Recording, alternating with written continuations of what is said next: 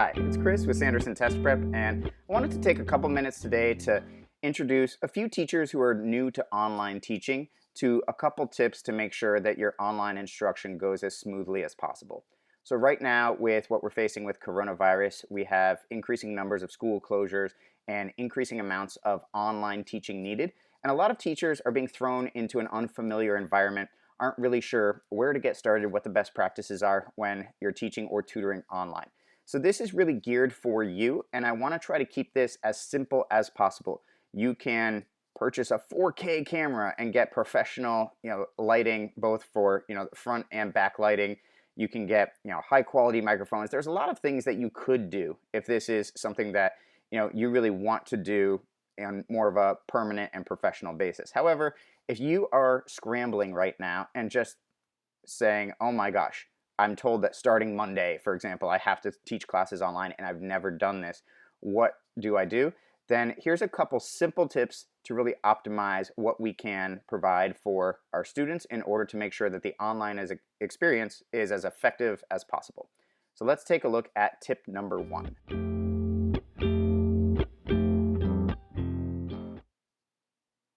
So tip number 1 here is to make sure that in terms of the background noise, that we try to keep that to a minimum, and you're going to be able to do this most effectively by learning how to effectively mute your mic. And when we say mute your mic, there are ways that we want to use that to our advantage. So first of all, you can mute your mic anytime that you are expecting a student to speak in an interaction for a lengthier period of time, or if you're expecting students to work on something on their own for a lengthy period of time. So if, for example, in an English class, if you're going to give students 10 minutes to read through and take notes on a passage, then that's a great opportunity to mute your mic so that they're not distracted while they're working by hearing some of the ambient noises that you might unknowingly make while sitting there waiting for the students to finish. Because when you do have earbuds in and when you're speaking into a microphone,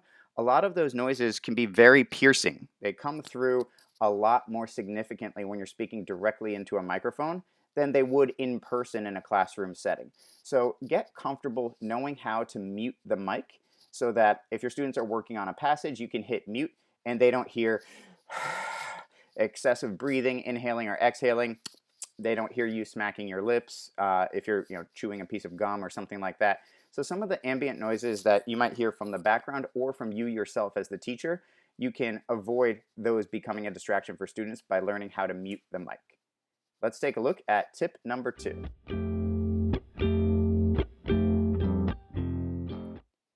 So tip number 2 is don't eat.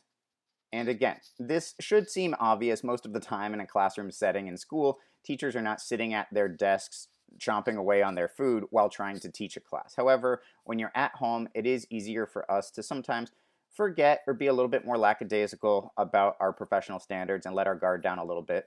So remember, we don't want to eat for the same reason as it's important for us to learn to mute the mic. It is such a distraction if you can hear somebody chewing food right into their microphone. It's a very piercing sound, and I recommend asking all of your students to do the same. Students should not eat during your class. It's a little bit harder to enforce something like that when you are teaching remotely, but it is essential because it can be quite the distraction when you hear a bunch of students chewing food or unwrapping food, and it can be as distracting as you would think of in a quiet theater. If you went to see a Broadway production of a play and you heard, the candy wrappers going and people chewing and, people taking sips of drinks throughout the theater, it can really distract you and take away from your ability to focus on what's taking place on stage.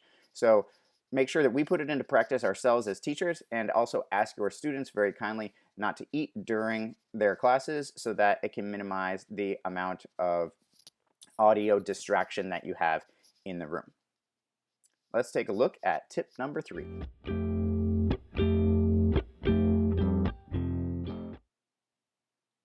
Avoid outside distractions. So what does that mean to avoid outside distractions? Certain things you will be able to prevent, and some things, unfortunately, you won't. So you are going to have to, be a little bit flexible and adaptable and get used to what kinds of distractions you can control. But here are a couple examples of ways that we can potentially control some outside distractions. So first of all, you would be surprised if you've never worked at home before, and this is your first time working at home or teaching remotely. Something that you'll notice is that the average household has a lot of distractions throughout the day. Mail gets delivered, packages get delivered, oftentimes resulting in ringing of the doorbell or knocking on the door. Garbage and recycling get picked up. Neighbors are sometimes, having repairs done or construction done, or maybe even just, like typical weekly landscaping, upkeep. A lot of that background noise can be very distracting and make it really hard to hear. So we want to make sure that we minimize that as much as we can. And there are a couple ways that we can do that. So ideally, if we have package delivery, packages can be left at the door without the ringing of a doorbell or a knock on the door. And the easiest way to do that is put up a small sign that just says that you are either in class or in a meeting or on a call, and to please leave the packages without ringing the doorbell if a signature is not required. That can eliminate 2 or 3 disruptions, during the day just from that alone. And then if you know that there are certain times of day where things are likely to take place, just keep that in mind so that you can plan around that as far as your teaching schedule is concerned. So for example, if you know that your next door neighbor is currently having a bathroom, let's say retiled, and that the work is being done in the mornings between 10 and 11:30 a.m. and that's when it's the loudest, then make sure that you have activities planned for your class where it gives you the opportunity to potentially have the students engage with each other or maybe work on something in a timed setting where you can mute your mic and not allow that to be more of a distraction than necessary. Let's take a look at tip number 4. So tip number 4 is to look at the camera.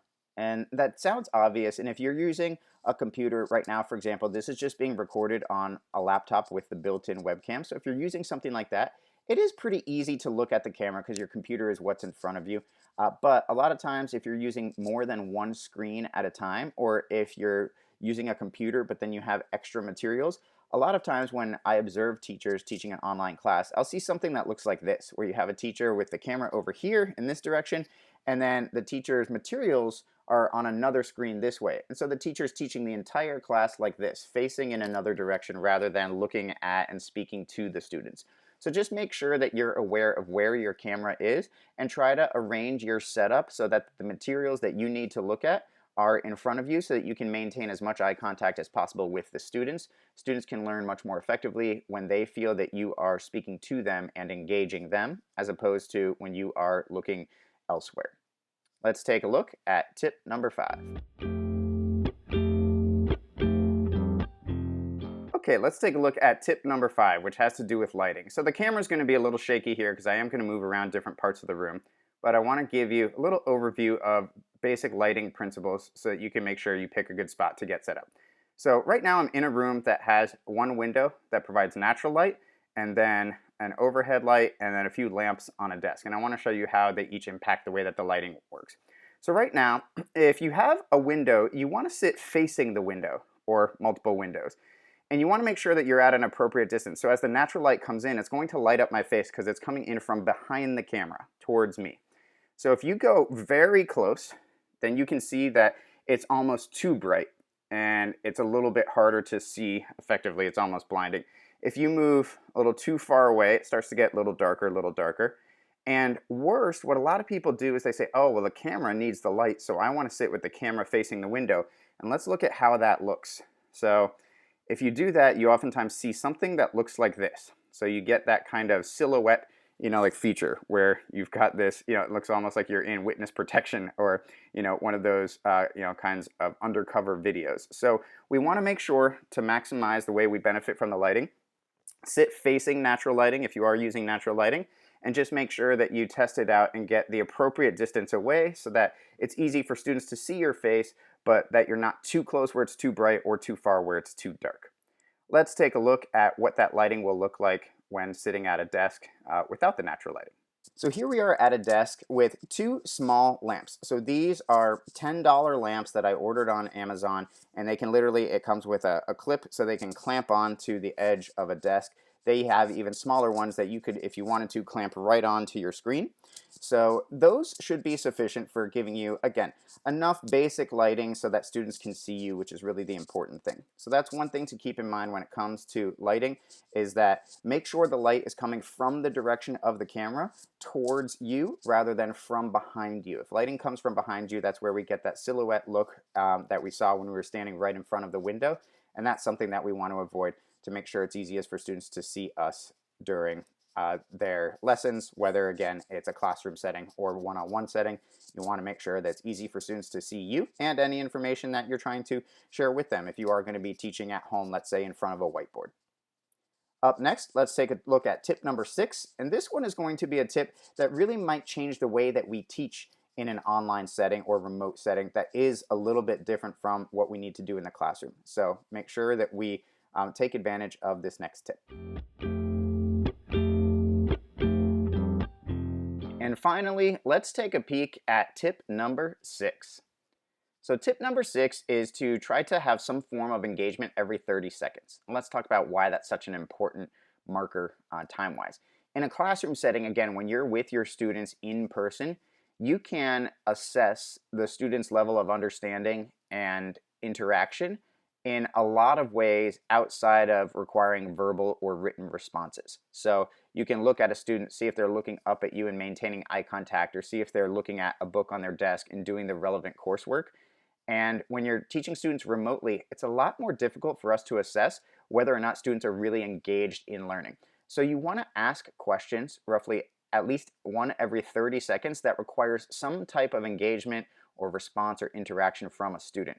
And if possible, you want to gear it towards individual students by name. So if you're teaching a class of 20 students, make sure that if you have an interaction every 30 seconds, that's still only once every 10 minutes that a student is being called on. But if you're calling on a student once every 10 minutes throughout a 40, 50, or 60-minute class, then at least that student is staying tuned in throughout the entire class. And you also want to call on students not in a set order, but you want to bounce around the room a little bit. And I have another video about that, which I'll link here, where you can take a peek at the effectiveness of bouncing around the room. But that 30-second engagement is really important, especially when teaching online, because that's the only way that you'll be able to assess whether or not your lesson is effective and whether or not your students are really paying attention to that lesson. So make sure that we get in a good habit about asking students, if you're going over practice questions, ask them all to type in their answers in the chat. Or if you're doing audio and video interaction with students, then call on a student and have, mute everybody else's mic and your own, but have that student, offer some insight into the way that they understood a concept. But if you're maintaining that once every 30-second interaction, that's a really good pace for trying to assess engagement of the students in the room and to allow students the opportunity to really learn and avoid distractions of their own. Because when students are learning from home, remember, this is just as unfamiliar to them as it is to you. And students in the early goings might have some bad habits about having too many windows up on their computer, maybe trying to watch TV in the background or play a game or look at their phone. It's very difficult for us to really figure out whether or not students are fully paying attention to their coursework unless we have that consistent interaction. So hopefully these few tips will be useful for you as you're entering a whole new world of online teaching. If you have any questions or comments, please feel free to put them below. You can also reach out to me at Sanderson Test Prep and let me know if there's anything else that we can provide to assist your transition into the online education world.